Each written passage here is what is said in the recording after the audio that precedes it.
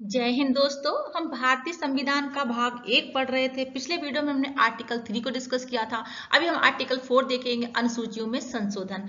Article 4 बताता है आपका, देखिए, amendment of the schedule. First schedule में अपडेट करना होता है जब किसी राज्य का गठन होता है, नया राज्य बनता है, क्षेत्र या सीमा में परिवर्तन होता है, तो पहली अनुसूची में अपडेट करना होता है, ठीक है, और चौथी अनुसूची अपडेट करनी होती है। तो मेन इस आर्टिकल में यही है कि अनुसूचियों में संशोधन करना होता है, फर्स्ट में और फोर्थ में। डिस्कस करेंगे डिटेल में, ठीक है। देखिए, जब संसद नए राज्य बनाती है या किसी राज्य की सीमा, नाम, क्षेत्र में परिवर्तन करती है, मतलब बदलती है, तो अनुच्छेद 2 या 3 के तहत होता है। अनुच्छेद 2 या 3 के तहत किसी राज्य की सीमा या नाम परिवर्तन होता है, ठीक है, आर्टिकल देखे थे हमने। तब उसी कानून में संविधान की जो सूचियां हैं उनको भी अपडेट कर दिया जाता है, और यह संविधान का संशोधन नहीं माना जाता, ठीक है। इसको मतलब संविधान संशोधन नहीं माना जाता। जब सूचियों को अपडेट किया जाता है तो यह संशोधन, संविधान का संशोधन नहीं माना जाता है, ठीक है जी। समझेंगे इस चीज को। देखिए, अनुसूचियों में बदलाव जरूरी क्यों है, पहले हम ये देखेंगे। देखिए, जब कोई नया राज्य बनता है या किसी राज्य की सीमा बदली जाती है तो संविधान की प्रथम अनुसूची, फर्स्ट शेड्यूल, और चौथी अनुसूची भी बदलनी पड़ती है। क्यों बदलनी पड़ती है? क्योंकि प्रथम अनुसूची में सभी राज्यों और केंद्र शासित प्रदेशों के नाम और क्षेत्र लिखे होते हैं। चौथी अनुसूची में राज्यसभा की सीटों की संख्या होती है, ठीक है। अगर नया राज्य बना तो उसे सूची में जोड़ना पड़ेगा, ठीक है। अगर कोई नया राज्य बना तो प्रथम अनुसूची में क्या है, प्रथम अनुसूची में आपके नाम है और क्षेत्र दिए गए हैं, तो कोई नया राज्य बनेगा तो उसको प्रथम जो सूची है उसमें जोड़ना पड़ेगा उसके नाम को, क्षेत्र को, ठीक है।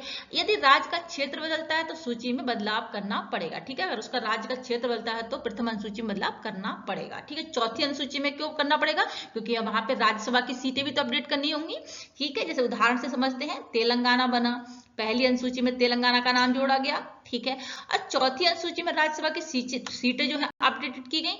तो समझ में आया कि अनुसूची में बदलाव क्यों जरूरी है, ठीक है। क्योंकि पहली अनुसूची में क्या है, नाम और क्षेत्र है, तो नया क्षेत्र बनेगा तो वहां पे इसलिए अपडेट करना होगा, ठीक है। नया कोई राज्य बना तो वहां पे जो सीटें हैं राज्यसभा में, तो वो सीटें भी वहां पे अपडेट करनी, इसी चौथी अनुसूची को भी अपडेट करना होगा, ठीक है जी। आई थिंक समझ में आया होगा, ठीक है। ये संविधान का संशोधन क्यों नहीं माना जाता है? देखिए, आर्टिकल 4 का क्लॉज 2 में साफ लिखा है कि पहली चौथी अनुसूची में किए गए बदलाव संविधान के संशोधन नहीं माने जाएंगे। आर्टिकल 368 की तरह तहत ये सब कार्रवाई नहीं होगी, ठीक है, जो प्रोसेस नहीं होगा, ठीक है। जो आर्टिकल 368 के तहत जो प्रोसेस होता है संविधान का संशोधन, वो उसके तहत ये प्रोसेस नहीं माना जाएगा। इसका अर्थ क्या है? देखिए, संसद साधारण कानून, सिंपल एक्ट पास करके भी बदलाव कर सकती है, ठीक है। इसके लिए कठिन प्रक्रिया, जैसे कि 2/3 बहुमत, आधे राज्यों की मंजूरी नहीं चाहिए होती है, ठीक है। आर्टिकल 368 के तहत जो संविधान संशोधन होता है उसकी प्रक्रिया बहुत ज्यादा जटिल होती है, ठीक है जी।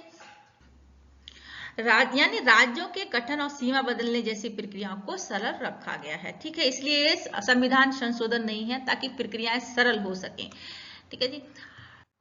कानून में और क्या क्या शामिल हो सकता है? देखिए, संसद को यह कानून निम्न चीजों भी शामिल कर सकता है, मतलब संसद यह कानून निम्न चीजें भी शामिल कर सकता है, जैसे लोकसभा या राज्यसभा में सीटें बढ़ाना घटाना, राज्यों के प्रशासनिक इंतजाम, अधिकार क्षेत्र में बदलाव, तकनीकी और कानूनी व्यवस्था, यानी एक ही कानून से संबंधित सभी बदलाव कर दिए जाते हैं। आई थिंक समझ में आया होगा। हम नेक्स्ट आर्टिकल में मिलते हैं दोस्तों, ठीक है जी।